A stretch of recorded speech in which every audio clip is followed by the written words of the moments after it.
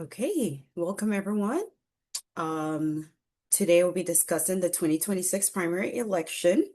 And before we get started, it would be wonderful to do an introduction of each other. And so in the chat, please just share your name, your name, where you are right now, which borough, and ooh, what are you doing tonight after this presentation? And I hope there's only one answer for this. But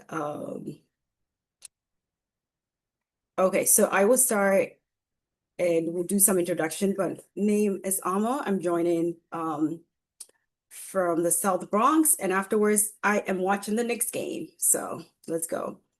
Um, so other people can do that in the chat. Welcome, everyone. Thank you for being here. Next will be introducing the Children's Aid Public Policy team members. And so I'm going to go to that slide and pass it on to them.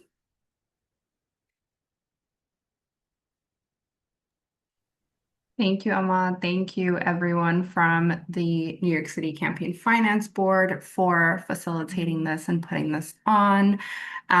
We have here a few members, including myself, the Policy and Advocacy Associate, Joanna, our Assistant Director, Halloran, who should be joining soon. And we have, of course, Christiana, our FISA Associate. And for this session, we thought it was really important that folks receive this vital information about the upcoming June primaries, just so that they feel empowered to vote, and then empower others in their community to also vote, and just take part of this important civic engagement. Thank you, everyone. Thank you so much. And yes, in the chat, please keep on introducing yourself so we get to know each other. And yeah, this is going to be an engaging presentation. And so um, we are going to yeah, be doing this together. And I will start with myself. So hi, I'm Amma, brown-skinned woman with natural black microlocks with brown and blonde highlights. I'm wearing glasses and a blue shirt and standing behind an NYC Votes logo on, I think it's on this side, that side. But basically what I did was an audio description, which is to give folks who are blind, have low vision, or if you're actually doing an activity, you can see how I look. And so I we will be using that when we introduce staff from NYC Votes in ways of being inclusive. And I believe that we should all work together to make learning inclusive and accessible to all, and that collective knowledge is also collective power. So next, I'm going to introduce it, pass it on to one of my colleagues who's on the call, Carolyn, to introduce herself. Hi, everyone. Good to be with you tonight, and thanks for joining. I'm Carolyn O'Neill. I'm the Neighborhoods Manager for NYC Votes. I am a biracial Black woman with dark curly hair and tan skin, and really excited about bringing NYC Votes and inclusive educational opportunities to folks across the city. Thanks for joining today. Thank you so much, Carolyn. And so let's get started. So we're going to talk about NYC Votes. We are part of the Campaign Finance Board, which is part of the city government. We are an independent, nonpartisan government agency. And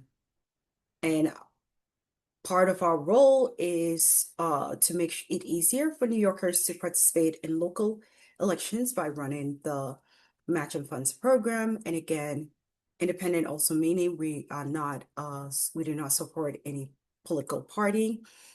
We also are not under mayoral control because we also do election work too. So This is an initiative by New York residents just like you to meet New Yorkers in their neighborhoods and make sure that everyone has the resources and information to participate in this process. So we have NYC Votes, and then we have the city's Matching Funds program. And next, I am going to go into detail about each one. So NYC Votes gives New Yorkers the information that people need to vote. We focus on communities that experience barriers in the voting process. So how do we do this? We do this by providing election information and materials like the voter guide. Has anyone ever received the voter guide in the mail before? And I can't see people, and so you could either maybe raise your hand or put it in the chat. But if you've received the voter guide before, that is our agency that does that.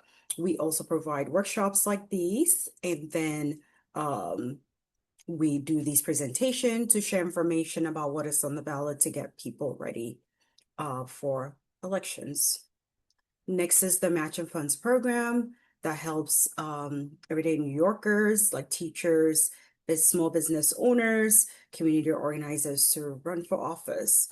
Makes our local democracy more equitable and inclusive by matching small dollar contributions from everyday New Yorkers to candidates for local offices.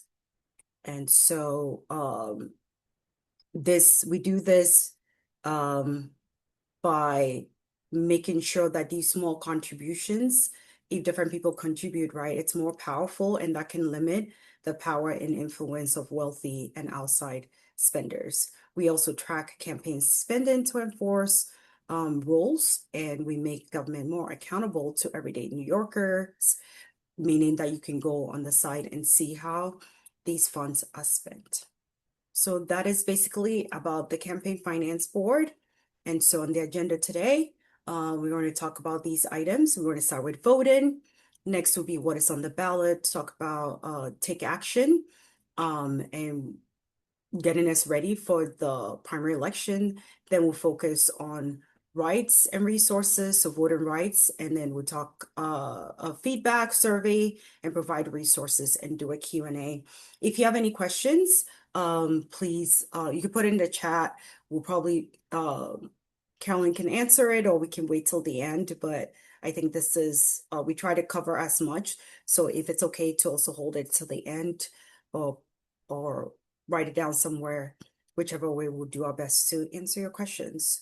So I'm going to start with voting in New York State, and I'm going to pause here because unfortunately the video isn't working from the deck, but I have it here, and I am going to reshare my screen and make sure everyone can hear that too. And Carolyn, I know you're going to let me know if the sound isn't working or not. So thank you for that. Can everyone see my screen again? Yes. Okay. New Yorkers are used to hearing a lot of noise. Voting is one way to make sure our government hears us. So here's what you need to know to vote in New York City. Before you can vote, you first have to register. To register, you must be a U.S. citizen and a resident of New York City. And you must be at least 18 years old. Though, if you're 16 or 17, you can pre-register to vote. You can register online, in person, or by mail. You'll also have the option to join a political party, such as the Democrats or Republicans. After you register to vote, you're all set. You don't need to register again for each election, because New Yorkers are busy, so you can get back to whatever it is you were doing. Once you're registered, here's what you'll vote on. Your address will determine which district you live in and which candidates you can vote for to represent you.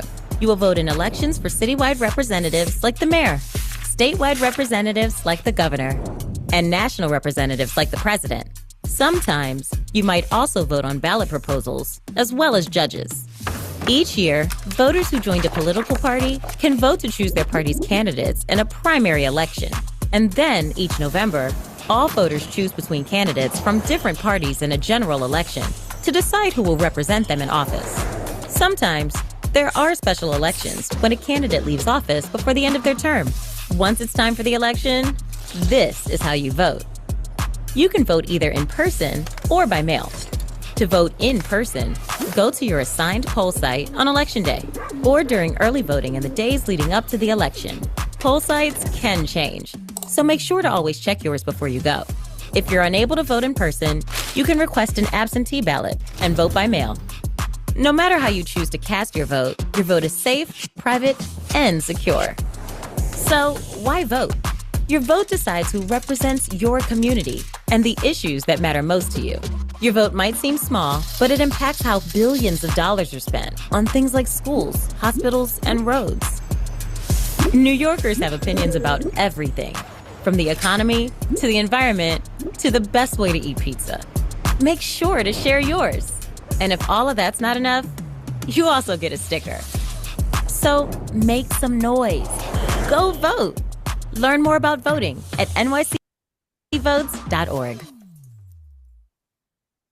New Yorkers are used to hearing a lot of noise.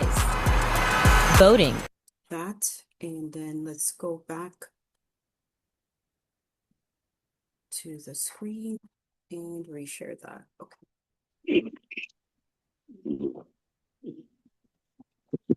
Okay, so this video just presented the overview of the voting process in New York State,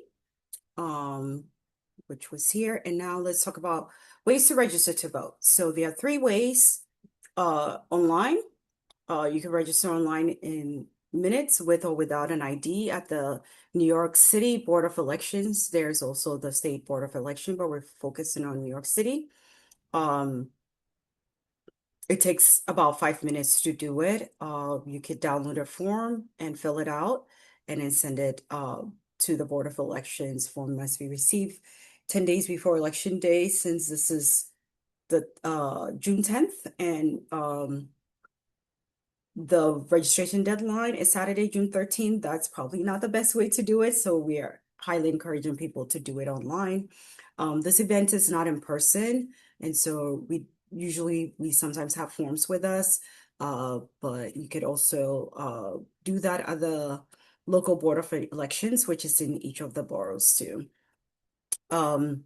So it's important in New York to double check and make sure your voter registration information is available ahead of every election, especially if you've moved. That deadline was just Monday, but you should be able to check that online before you go vote. And as I mentioned before, and I will keep reminding this throughout the presentation, registration deadline is Saturday, June 13th this year for all new voters. So again, voter registration deadline for mail, and then also mail ballot request deadline for this primary election for online or mail. You vote with paper, but you can register online or via mail. That is the deadline. And then June 23rd is a mail ballot postmark date, but it's also election day. And because to avoid any issues with USPS sending in ballots, and that's the United States Postal Services, please make sure to mail in your ballots as early as possible. So I mentioned this before for the primary election. So what is the difference? I'm going to start with the primary election. So in New York State, we have a closed system. What does that mean? It means voting in the primary election, only voters registered with the same political party can vote in that party's primary election, meaning only registered Democrats can vote in a Democratic primary, registered Republican can vote in a Republican primary, and then other parties like the Working Families and Conservative too, if they're holding a primary, they can vote in that. Now, in order to even vote in the primary, it means the race has to be competitive, meaning if someone is in office and someone is running against them, then there'll be a primary election. If someone is in office and nobody's running against them, then there will not be any primary election. Or if someone leaves an office and their seat is vacant and a group of people are running against them, then there'll be an election. And we'll talk more about that. If someone is an independent or unaffiliated voter, they cannot vote in any of the primary elections in New York State. So The general election is open, meaning that each party picks its nominee from the primary election, and then all those voters vote in the general election. Everyone gets the same ballot, it's the same candidates. So going back to the icebreaker and what people are doing afterwards, talking about the NBA finals, right? The next one, the Eastern Conference Championship, and then the San Antonio won the Western Conference Championship. So they are meeting together in the finals, right?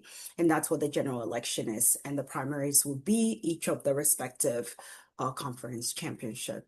And so in the general election, everyone gets the same ballot, regardless of party.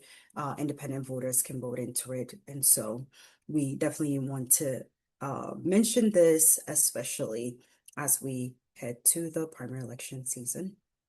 Okay, so casting your ballot. Sorry about that. Let me get this off the screen. Okay. So there are 3 ways to also cast your ballot: by mail, early voting, and election day. I'm going to make sure we get into each one. And of course, make sure to plan ahead and make a plan to vote, to plan ahead and have all these options available so people are best informed to exercise their right. So for election days, Tuesday, June 23rd, polls are open from 6 a.m. to 9 p.m. You should vote at your assigned poll sites. The locations may change, so make sure to check before you go at findmypollsite.vote.nyc. Later on, I'll do a demo of like how to go and check your poll sites. So that would be very helpful for people to do, to make sure that they are best informed to do that. Next is early voting. That starts also on Saturday, June 13th, and it goes Sunday, June 21st. So early voting is convenient, fast, and flexible. You must vote at your assigned early voting site. It may sometimes be different than your election day poll site, so make sure that you check before you go in. Again, I'll do a demo later, and so people will be able to see how that looks, because the hours are different. It's not the same each day. There is no early voting on Monday, June 22nd, and that helps poll workers get ready from finish early voting and transition to election day, which will be June 23rd. Early voting was passed in 2019. It had bipartisan support. It helps eases the burden on poll workers. It creates a pleasant voting experience for people. And these are all ways that gives people options, right, to participate in the process. So if you can vote early and it's easier, especially on the weekend or evening, we encourage people to do that. So election day, not everyone is showing up early then. And again, find the hours of my poll sites and we do that together. Next is vote by mail, and that is just to request a ballot to vote. So previously you needed to give a reason to request a ballot, like if you traveled, you were sick, or other things happened. That used to be the absentee ballot process. Now anyone can vote by mail. There's no reason you have to give, you just request an early ballot. So June 13th is a deadline to request that ballot by mail, to receive that by mail. Now, if you requested a mail ballot and you forgot to turn that in, if you request and you forgot to turn that in and you go to a poll site on election day, right? Based on the new state law, you will have to then vote by affidavit, because it will show in the system you had a mail ballot, right? And they don't want people voting twice. And so you would vote by affidavit then too. And so that is the thing that we want to offer to people. You would not be able to vote by a voting machine, because they would know in the system that you had requested an early mail ballot. Just based on time, we won't go too much into this, but this is the instructions of how you complete the mail ballot. Make sure it's signed, is sealed, and follow these steps. It will also be in the information that was sent to you.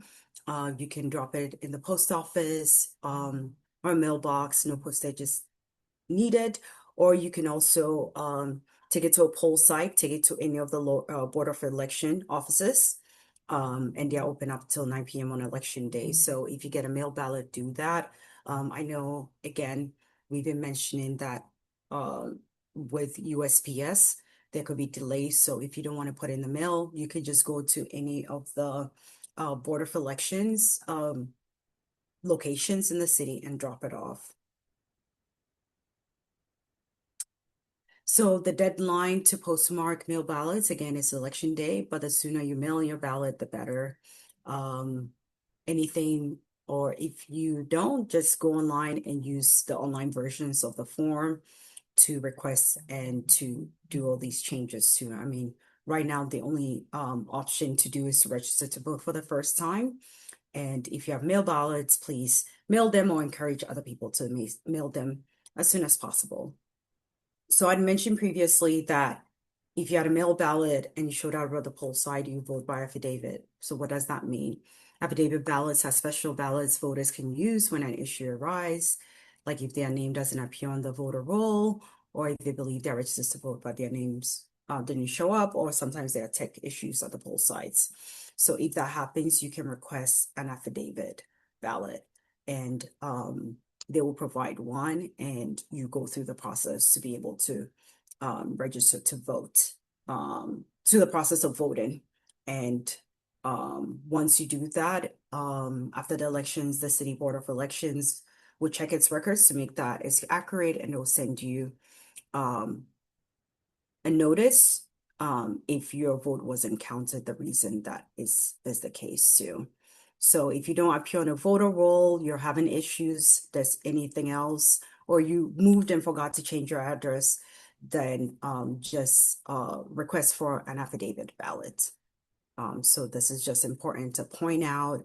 I know last year there were issues at the poll site because some folks had missed the deadline to change their party affiliation, because again, it's a closed party system. And so this is not what you use the affidavit process for, unfortunately. But we just wanted to make sure we share this so people are aware of what they have to do. So next, I shared a lot of information. So I'm going to take a break now and pause for a quiz to check for understanding, to make sure that this section is clear. So we have our first quiz now, and we have them throughout the presentation. So who can vote in the primary elections this June? So who can vote? Is it A, all voters? Is it B, only voters registered with a political party can vote in that party's primary? Or is it C, independent voters? So I am going to pause here and let people put their answers in the chat. And then Carolyn, at the end, if you can let me know what their response is. So thank you all. And I'm just going to take a break and take a sip of. Perfect. All right, so answers are starting to come in the chat. Let's see if anybody else has the same or different answers. We've gotten just a couple so far.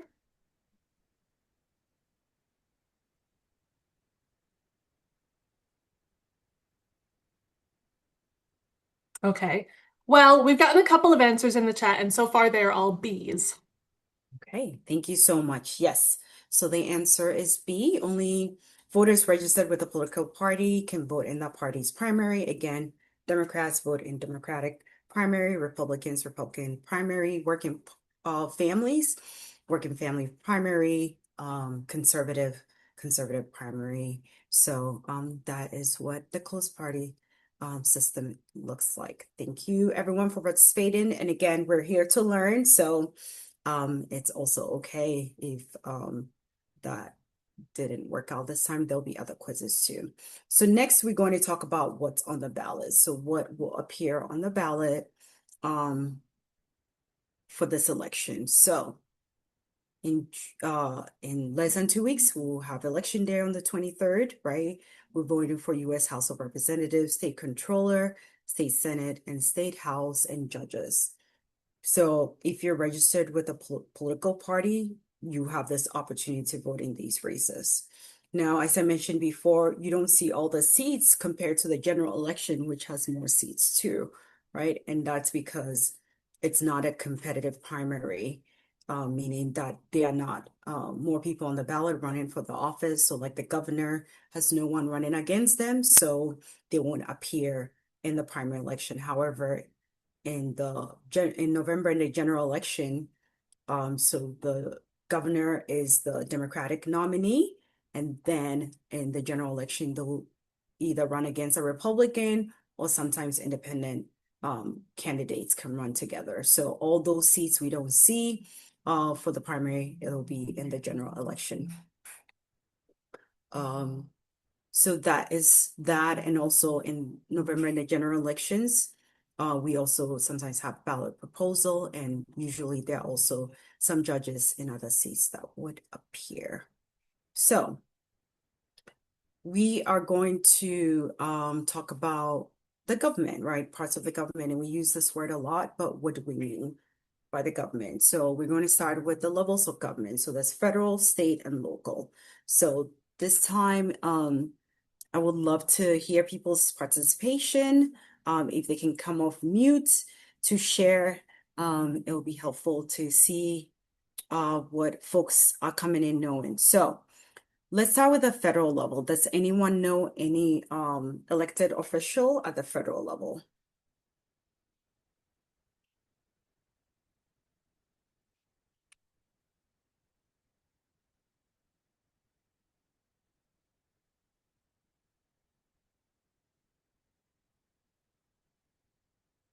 Okay, I see that, Rich.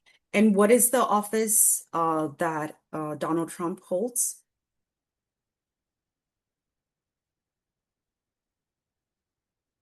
Office of the President. Thank you very much. Exactly. So that is the name, but yes, they hold the president. So the president is an example of an official at the federal level. What about the state? What about the state level?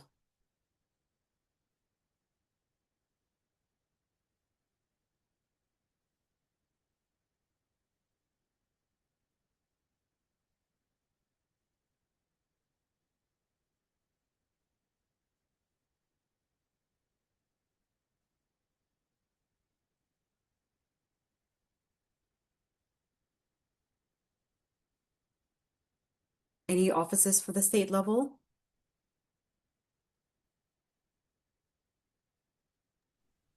There's the governor. There's a governor, exactly. So the governors at the state level. And last but not the least, the local level. So in New York, that will be New York City. Any offices at the local level?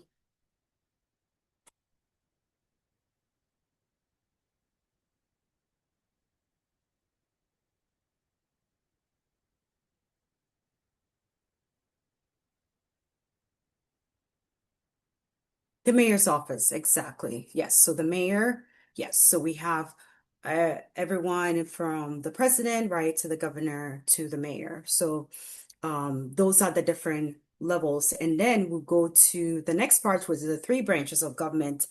So the legislative, they make the law, the executive, they carry out the law, and judicial, they evaluate the law. So the offices that we mentioned before, the president was the executive level, right?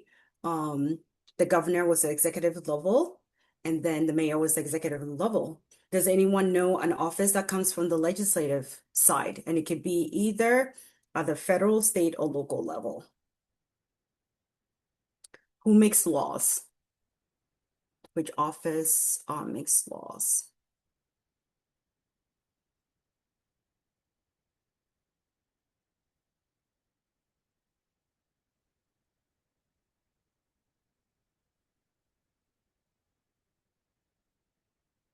The U.S. Senate, exactly. Thank you very much. Yes, the U.S. Senate makes laws. So yes, the Senate, the state legislature, the state Senate, and the state assembly make up the state legislature. Yeah, they make the laws. And what about the judicial? Who evaluates the law? Who makes sure that they can we are all making sure that the laws are being carried out? Exactly. The U.S. Supreme Court. Exactly. Thank you so much, Richard, so yes. So the judicial includes the Supreme Court and all the states, federal and state courts. And then so collectively all these branches of government work together, right? And so the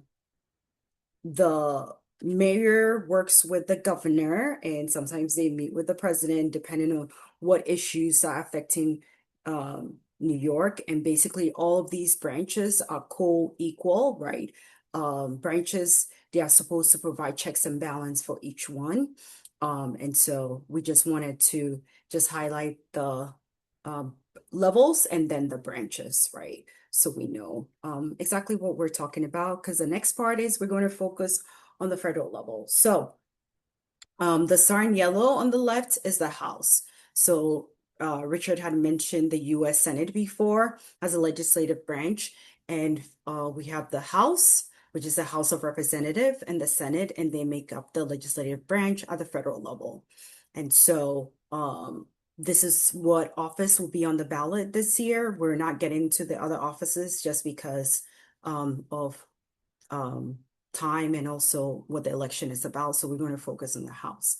So a bill becomes a law when it passes for a vote in the Senate and the House of Representatives, and it's passed by the president. So again, the U.S. House and the Senate make up Congress. So when you say Congress, it's both houses. And that is, again, part of the legislative branch. So the U.S. representatives, they draft, debate, and vote on legislation. They also conduct oversights of other government, all branches of governments too. And again, that goes to the checks and balance that we talked about. They serve 2-year terms, sorry, with no term limits. And that for the New York connection, so the U.S. House of Representatives vote to approve or reject major funding packages, which can include funding on programs such as nutrition assistance, housing vouchers, as well as like large agencies and entities like the Department of Homeland Security and the Immigration and Customs Enforcement. So the U.S. Department of Education, Agriculture, all of those things are places that they conduct oversight. And so when there's a hearing on Capitol Hill, that's usually what we tend to see on the news. So the House of Representatives, again, it is the lower chamber in Congress. It has 435 members, and each state is represented based on population. So that's based on the census every 10 years. Each state gets a different number of representatives. So in 2026 now, New York has 26 representatives. And like we mentioned before, they serve 2-year terms. Okay, so next we're going to the state offices. These are all the state offices on the ballot. Governor, Lieutenant Governor, State Attorney General, State Controller, the New York State Assembly, and New York State Senate. So we start with the governor and lieutenant governor. The governor signs or vetoes legislation, sets the state's yearly budget. Also, we put them together because the governor and lieutenant governor campaign as a package deal, and they lead the state's executive branch. And lieutenant governor becomes governor if the governor leaves office before their term. So that's why they are together. The state attorney general, it guards the legal rights of the citizens of New York. So you could take them to mean the lawyer of New York. They defend the rights of citizens of New York in the federal courts. The state controller, now this is the office that is on the ballot in the primary election. They ensure taxpayers' money is used efficiently. We'll go a bit more into detail into what they do. And then for the New York State Senate and the New York State Assembly, they are part of the legislative branch on the state level. So they write and veto legislation, and they also approve state spending. So for the controller, they oversee the state's finances. They protect taxpayers' dollars from waste and abuse, manage the state's pension and retirement system, and then review state's contracts. They serve 4-year terms. And for a connection to New York City is that New Yorkers can see how tax dollars are spent using website too from the state controller's website. I will offer you to check it out because you can just learn a little bit more about what our taxpayers' dollars are doing at the state level. So I'm getting now to the New York State Senate, and members of the Senate represent their districts in the state legislature. Again, they create and approve laws, they pass the state budget, and these representatives also attend to the needs of the local community. So there are offices in each of the respective districts throughout the city. And so if you have any issues, you can reach out to their offices. And we know some people here are familiar with that process or worked in that job before. And so in serving the needs of the community. And so we always want to highlight this is how government works for us. If you live in that district, you can reach out to the office. You don't have to be a you don't have to be a voter just as long as you live in there, although it does help when you vote too. So the state Senate is the upper chamber of the legislature, has 63 members. They serve 2-year terms with no term limits. As of this year, we had 63 members, so 41 seats are represented by Democrats, and Republicans have 22 of those seats. Now, this assembly, that's the lower chamber now. Again, they also create and approve laws, passes the state budget. They also attend to the needs of the community members. So they also have the same offices in their communities. And again, reach out to get assistance from them. And in the past, both the legislature, so the assembly and the Senate, has voted to raise the minimum wage, protect reproductive rights, and safeguard voting rights. And as I mentioned even before, that early voting had bipartisan support. So meaning that both Republicans and Democrats supported that bill in the state assembly and state Senate. Okay, and then there are 150 members. There are 103 seats by Democrats and 47 by Republicans, and they are up for re-election. So you may see them on some of your ballots. And also to make the connection to New York, that our current mayor used to serve in the New York State Assembly. So what are we voting for? In less than 2 weeks, U.S. House of Representatives, and that will be at the federal level.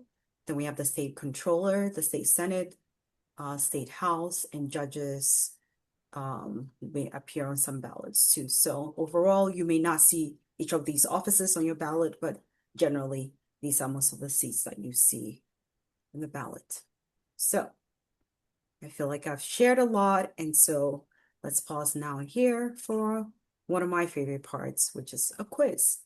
So which of these offices will be on the ballot in June? So is it A, State Assembly and Board President? Is it B, State Assembly and Mayor? Or is it C, State Assembly and U.S. Representative? Or is it D, none of the above?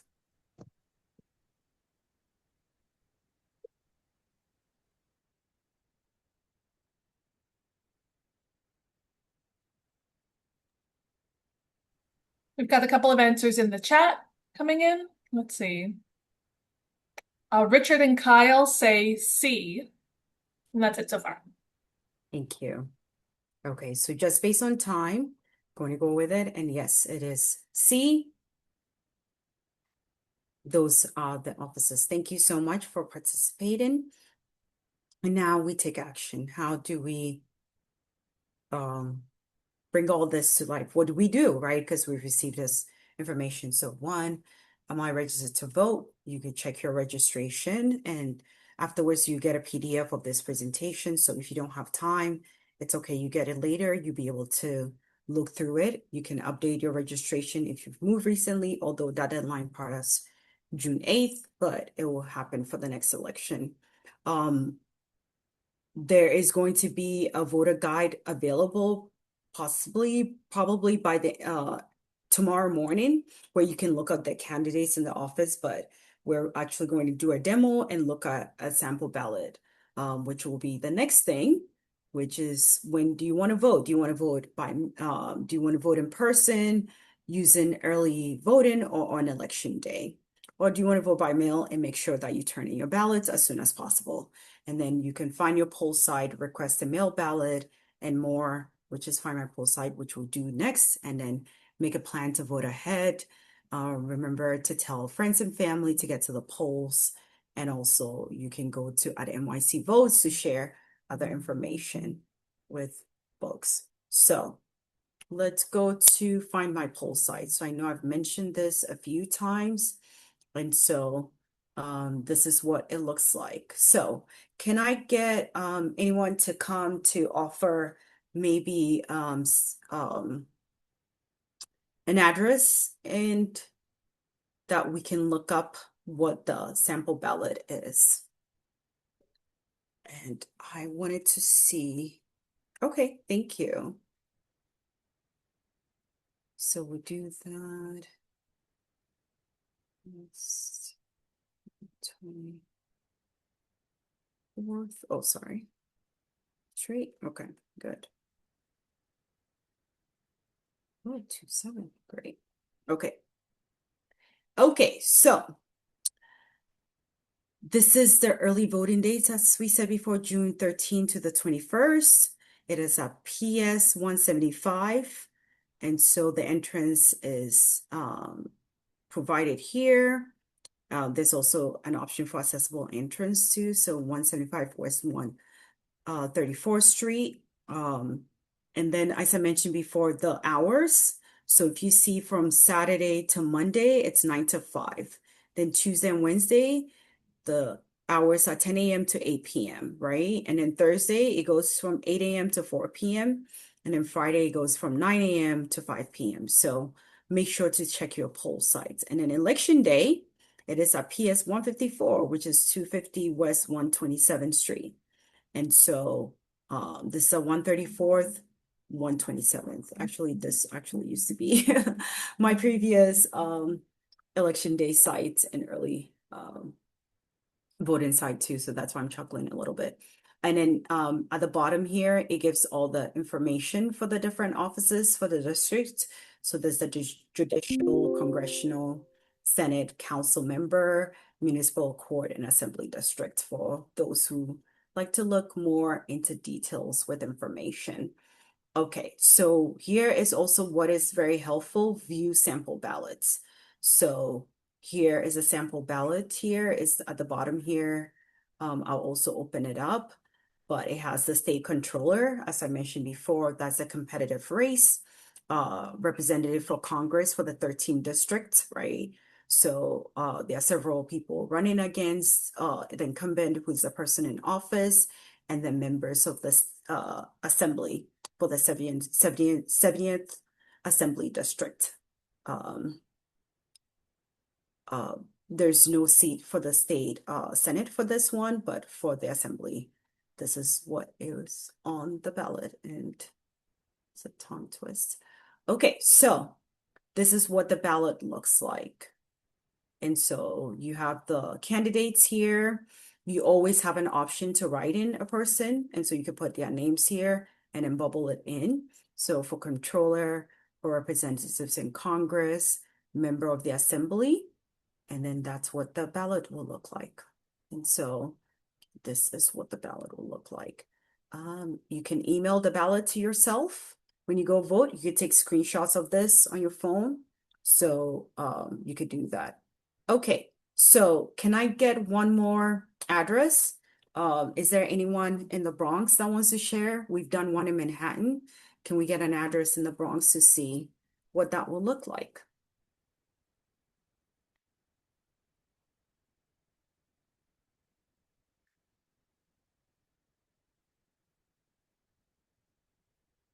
Okay, thank you, Leah.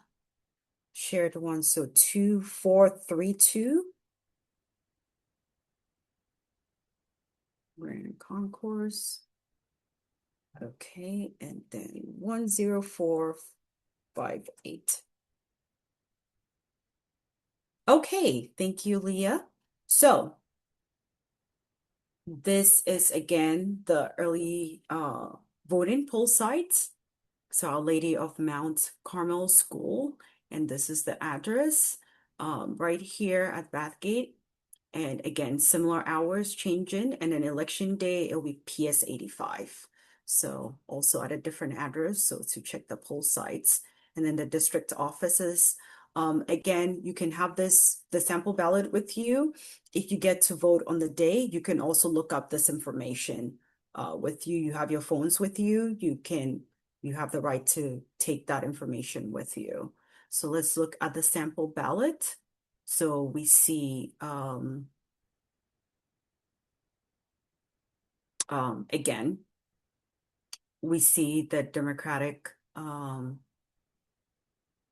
for the Democratic Party, I mean, you see the state controller, you see the representative in the 13th district, and that's it. That's what is on this ballot here.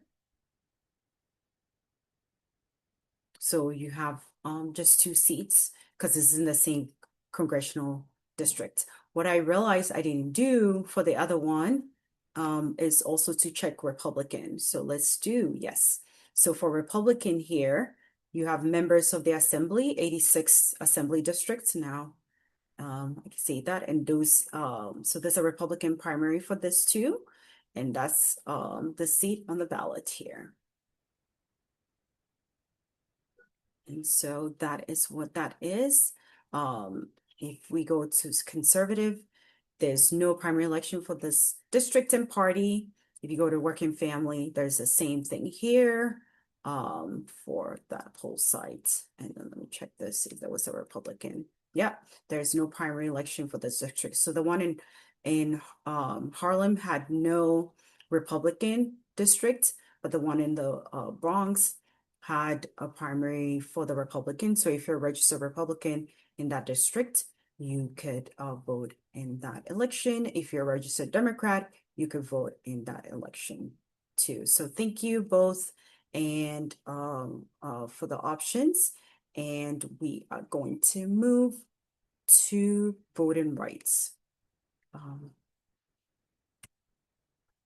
Bear with me. I'm going to just change screen. Okay, so voting accessibility. If someone is on the blindness spectrum or has a disability, that requires you to fill out an accessible ballot that can be read by a screen reader. Please make sure you request an absentee ballot, nycabsentee.com, or call 1-866-868-3692. And then voting accessibility also involves a ballot marking device. There are options such as audio, braille keypads, high contrast screens, rocker paddles, and sip and puff devices are available. The audio will also be read in the language of your ballot. So anyone can request a BMD if you wanted to. It just gives you audio of the paper ballot. I know some of people listen to audiobooks, so it's similar to that, and it will be in the language of your ballot to be able to use that at the polling site. Next, you have a right to vote in your language, especially in immigrant communities. We want to emphasize this. It can be a friend, family member, or their interpreters at the poll site to also help. It just can't be your employer or union representative. The Civic Engagement Commission also provides language assistance in Arabic, Bangla, Chinese, both Cantonese and Mandarin, French, Haitian Creole, Hindi, Italian, Korean, Polish, Punjabi, Russian, Urdu, and Yiddish at select poll sites on their website. And as I mentioned before, you can also get a BMD to help you vote in Chinese, Bengali, Bangla, Spanish, and Korean. Okay, so you also have a right to vote regardless of your history with the criminal legal system in New York State. So if you're in pretrial detention or in jail for a misdemeanor, you can vote through the absentee process, working with the program staff at the facility when it's being detained in. People who are incarcerated for a felony cannot vote, but immediately have their voting rights restored upon release. They just need to re-register. And then if someone is on parole or probation, they can vote. So in New York State, unless you're currently incarcerated for a felony, you can vote You can register and vote in all city, state, and federal election. If you're incarcerated for a felony, once that term is done, your rights are restored. You just have to re-register to vote. So we just wanted to emphasize this. It's very important that people know this in New York State so they can participate in the process. The next, election protection. If there's any issues at the poll site, you can file a complaint to the State Attorney General's office at electionhotline.ag.newyork.gov, or there are also these election protection hotlines in English, Spanish, Arabic, and several Asian languages. Just based on time, I'm going to each one, but again, this will be presented to other people who sign up for this workshop to be able to use. And then this is for anyone who is a domestic abuse survivor or suffered intimate partner violence. You can go to the state Supreme Court or the family court to have your election information separated. And so this is the process to go through that. And also on election day, you can request for a special absentee process. So just based on time, we will go through each of the details. But again, these are ways that we want to inform that people can participate in the voting process, which is a right. Confidentiality is ensured to make sure that everyone feels safe to be able to participate in this process, and their information is kept private so that through voting, those people are not harmed and their information exposed to. So that is the process to go through with the New York Board of Election. And yeah, that is all for the voting rights. And so next will be feedback, survey, and resources. So I'm going to provide a survey. The link will be dropped in the chat. And the purpose of this is to make sure that you know that your feedback is important to us. We use your responses to improve our presentation. This presentation has gone through a lot of changes each time. And so we want to make sure we're hearing from you. Your responses are anonymous and will be kept strictly confidential. Please feel free to be as open and honest as possible. There are no right and wrong answers. For this, you can put Children's Aid as the organization. And then for the next slide, it has my name as the presenter. And the link will be dropped in the chat, or you can scan it here. And again, your zip code will be asked, but that is optional. So you can provide that if you wanted to, and then it asks you a few questions, which should take you about 5 minutes to complete. And just make sure, yeah, you don't put any identifying information on that too. So I'm going to pause here and give it a few minutes to just make sure that people are able to complete the survey. And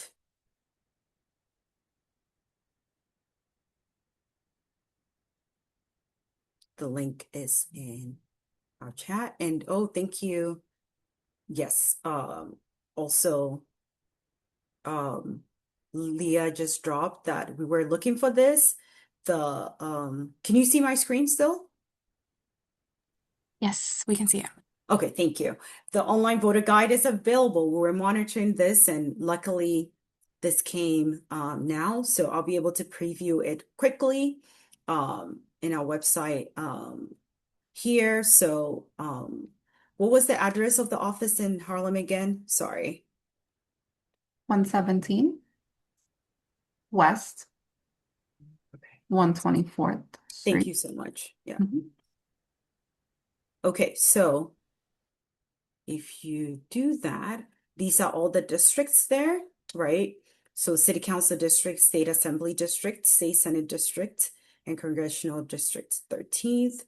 So if you go meet the candidates, these are all the different candidates, and also the voter guide now it's available online. Now in November, it will be mailed to your home, but for this one, it would be online.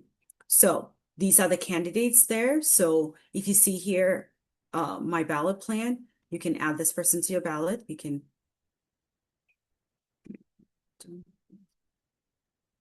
Oh, yeah, okay. What is it? You must remove your selection. Okay, why is it not doing that? Oh, because they're for the same party. Okay, well, it kind of changed. Usually they used to have different ones. Okay, so add to my ballot. Okay, I guess you can look at one person at a time because they used to have this option where you could add and compare them. But okay, they listed this people. I think it's only Oscar Romero who provided maybe some information. So you could go and look at their introduction, and they list their top 3 issues. And then for each of the issues, they provide information. So on crime, affordable housing, there's a background on them. Okay, I actually understand. The other candidates, their pictures weren't there because they didn't select any information. That's why. So my apologies for that. So you can look at that here.